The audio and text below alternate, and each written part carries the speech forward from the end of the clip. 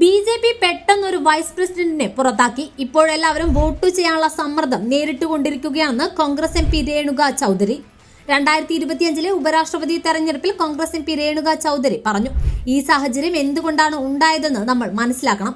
മറ്റ് പാർട്ടികളെ കുറിച്ച് സംസാരിക്കാൻ ഞാൻ ആഗ്രഹിക്കുന്നില്ല.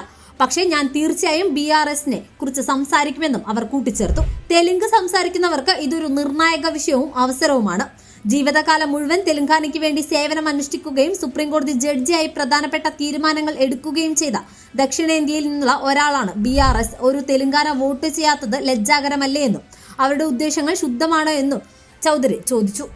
BRS അവർക്ക് വോട്ട് ചെയ്താലും ഇല്ലെങ്കിലും BJPയും BRSും പരസ്പരം ബന്ധപ്പെട്ടിരിക്കുന്നതിനാൽ ഒരു വ്യത്യാസവും വരുത്തുന്നില്ലെന്നും BRS തെലങ്കാനയിൽ ഒരു കാര്യം പറയുന്നു, ഡൽഹിയിലായിരിക്കുമ്പോൾ മറ്റൊന്ന് ചെയ്യുന്നുവെന്നും പല ബില്ലുകളിലും തെരഞ്ഞെടുപ്പുകളിലും അവർ ഒരേ കാര്യം ആവർത്തിച്ച് ചെയ്യുന്നുണ്ട്.